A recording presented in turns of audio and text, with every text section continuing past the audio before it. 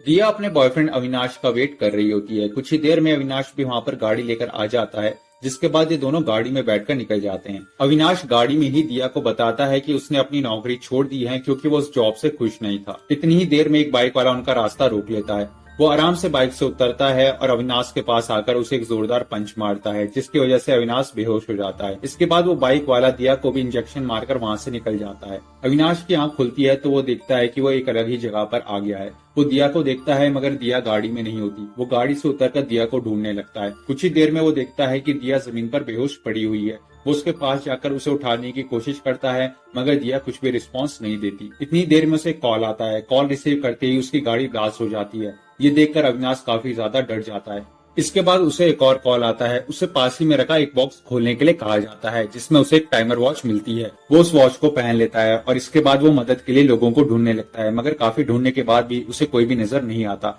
कुछ ही देर में उसे एक घर दिखाई देता है। वो मदद के लिए उस घर में जाता है मगर उस घर में कोई भी नहीं होता, जिसके बाद वो दिया को उठाकर उस घर में ले आता है। अब वो मदद के लिए अपने बॉस सिड को कॉल करता है मगर नेटवर्किंग प्रॉब्लम्स की वजह से सिड को उसकी आवाज नहीं सुनाई देती। जिसके बाद अविनाश उसे एक वॉइस मैसेज भेजता है। वो कहता है कि हमारी जान खतरे में है, प्लीज हमारी मदद करो। ये सीन यहीं पर कट होता है और हमें एक फ्लैशबैक दिखाया जाता है। हम देखते हैं कि अविनाश अपने एक दोस्त के साथ बैठा हुआ है। वो अपने दोस्त से कहता है कि मुझे जॉब की जरूरत है और इसीलिए मैं बैंगलोर आया हूँ। जिसके बाद उसका दोस्त उसे अपने ही ढाबे पर काम पर रख लेता है। ढाबे पर काम करते हुए उसे दिया दिखाई देती है। वो बस दिया को देखता ही रहता है। दिया उसे कहती है कि क्या आज से पहले तुमने कोई लड़की नहीं देखी।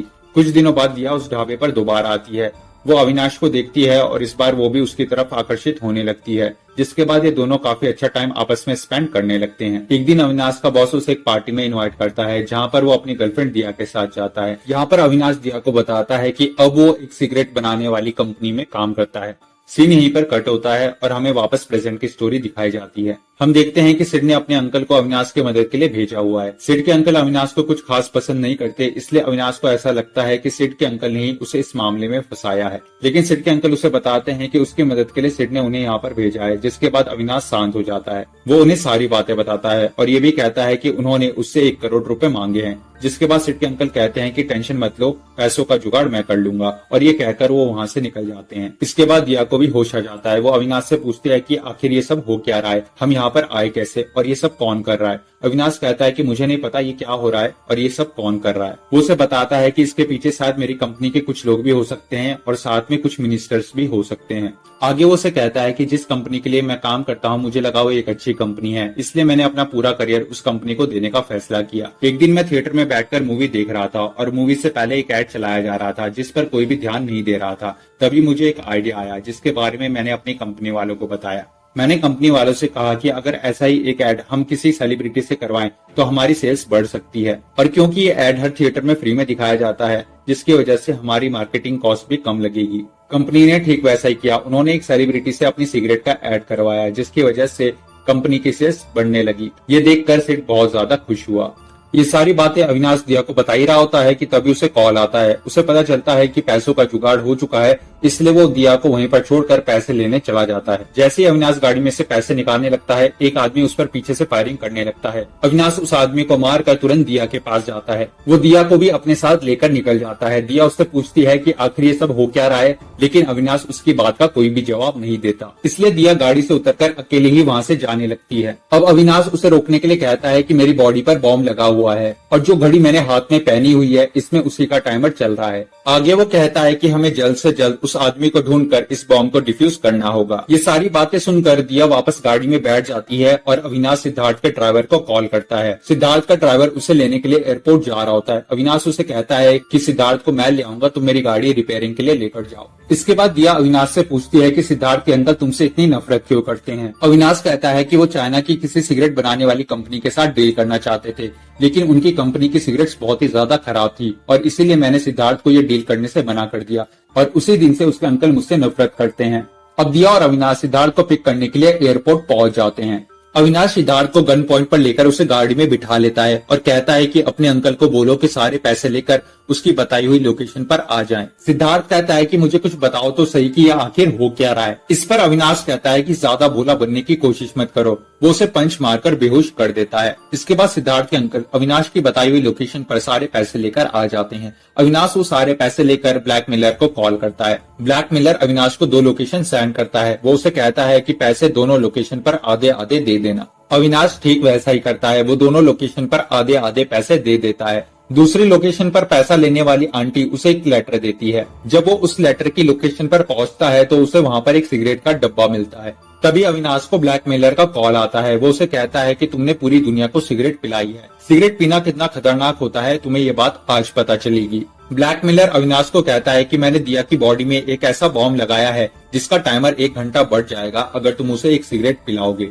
अब अविनाश दिया को सारी बातें बता देता है। वो कहता है कि बॉम्ब मेरे अंदर नहीं बल्कि तुम्हारे अंदर है। वो दिया को बताता है कि मुझे तुम्हें जिंदा रखने के लिए तुम्हें एक सिगरेट पिलानी होगी। वो दिया को सिगरेट पिलाता है जिसके बाद बॉम्ब का टाइम 1 घंटा बढ़ जाता है। इसके बाद वो सिगरेट के कई सारे डब्बे लेकर वहां से निकल जाता है।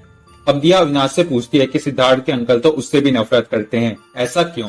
अविनाश बताता है कि सिद्धार्थ के पापा के मरने के बाद उसके अंकल कंपनी के एमडी बनना चाहते थे, मगर उनकी जगह पर सिद्धार्थ को एमडी बना दिया गया। इसीलिए वो सिद्धार्थ से भी नफरत करते हैं और यह नफरत अब बहुत ज्यादा बढ़ चुकी है। तभी दिया को सिगरेट की वजह से उल्टी होने लगती है। वो दिया के लिए एक दुकान में पानी लेने जाता है। वो दुकान में लगे एक टीवी पर देखता है कि सिद्धार्थ के अंकल को किसी ने गोली मारकर हत्या कर दी है। इसके साथ ही सिद्धार्थ को भी गोली लगी है और अभी वो हॉस्पिटल में एडमिट है। अविनाश ये सारी बातें दिया को बताता है और कहता है कि इसका पूरा शक हमारे ऊपर ही आएगा क्योंकि हम ही ने उनसे पैसे मंगवाए थे। यह सब जानने के बाद अविनाश अपना फोन स्विच ऑफ करके वहाँ से निकल जाता है। इधर पुलिस वाले सिद्धार्थ से मिलने के लिए हॉस्पिटल में आते हैं, लेकिन पुलिस के आने से पहले ही मिनिस्टर का पीए सिद्धार्थ से बोलकर गया था कि तुम्हें पुलिस को कुछ भी नहीं बताना है। साथ ही वो ये भी कहता है कि पुलिस अविनाश को ढूंढे उससे पहले हमें उसे ढूंढकर मारना होगा।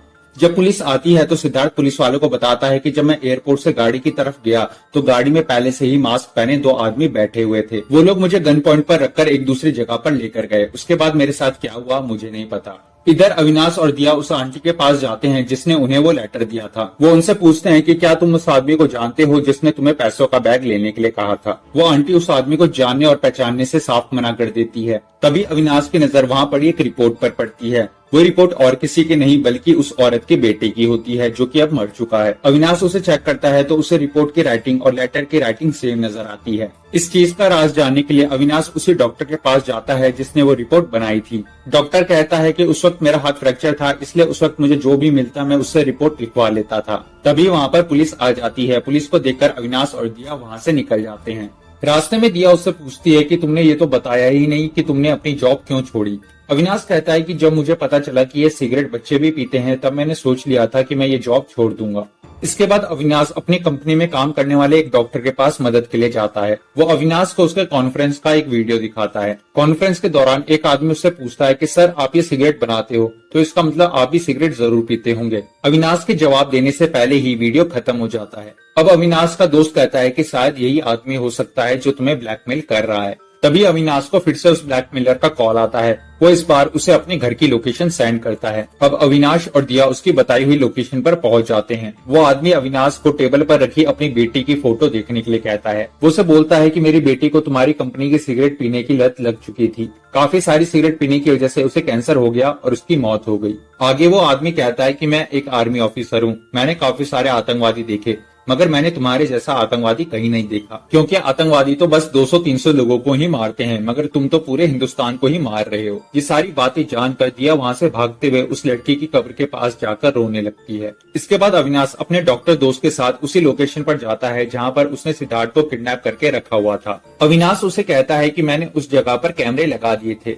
सीसीटीवी फुटेज की मदद से हमें पता चल जाएगा कि सिद्धार्थ के अंकल को किसने मारा। वीडियो देखने के बाद अविनाश को पता चलता है कि सिद्धार्थ ने ही अपने अंकल को मारा है और उसके बाद उसने अपने हाथ पर ही गोली मार ली। उसने ऐसा इसलिए किया ताकि सबको लगे कि यह मर्डर उसने नहीं बल्कि अविनाश ने किया है। यह वीडियो देखने के बाद अविनाश दिया को ढूंढने के लिए निकल जाता है, लेकिन तभी मिनिस्टर और उसके आदमी वहां पहुंचकर दिया को मार देते हैं। इसके बाद मिनिस्टर और उसके आदमी अविनाश और उसके दोस्त को भी पकड़कर जान से मार देते हैं। इस तरह से अविनाश अपनी बेगुनाही साबित किए बगैर ही मर जाता है।